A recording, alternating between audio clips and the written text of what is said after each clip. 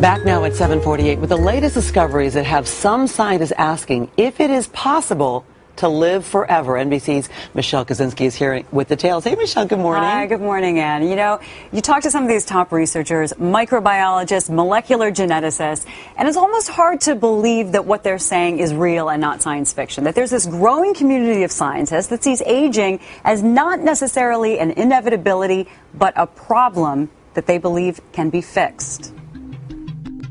In science labs around the world, right now, the race is heating up to reverse human aging. You heard right, not slow it down or fix it up, but turn it around by things like regenerating tissues and organs, using stem cells, computers.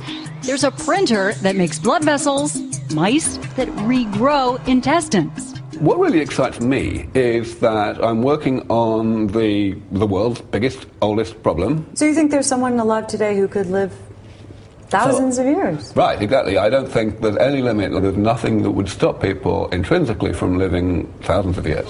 At 1,000-year-old Cambridge University, where back then people rarely lived past their 20s, scientist Aubrey de Grey is spearheading research, gathering experts to end aging.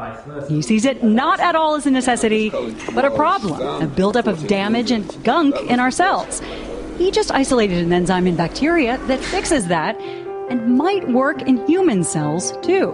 Because when we get these therapies, the world is going to be very different. There are all kinds of ideas out there. Implanted computer chips to operate mechanical body parts. Here, why don't you take these? And a supplement created by American molecular geneticist Bill Andrews that he says slows the shortening of our chromosome tips, or telomeres, which is believed to be a main reason why we age. The main reason I want to live forever is it's fun to be alive. Inspired by his dad, who challenged him as a child to become a doctor and cure aging. The literature tells us that it's, I would say, 95% certain or better that if we can find ways to lengthen the telomeres, we are going to reverse aging. There are some doubters, but those on the front lines believe real breakthroughs in lifespan are possible soon. Sonia Arison wrote a book on how society will change when we start living to 100 or 200,000. If you know you have 1,000 years to live, you might eat even more potato chips on the couch. You might. The idea of having a longer health span actually gives you more opportunity to try new things and be more adventurous. These scientists are pushing their mortal minds to the limit. You'd hurry up. I promised that I would reach 150. To, as they put it, cure aging or die trying.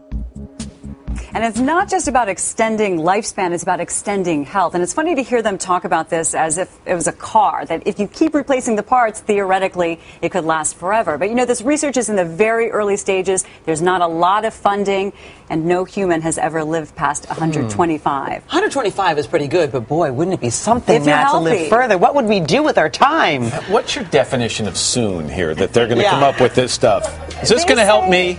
20 years? Wow, 10 could years? help you. They're It's serious. right on the hairy edge Yeah, there. you're going to live forever as a 70-year-old. How about that? Thanks, Michelle. Not bad.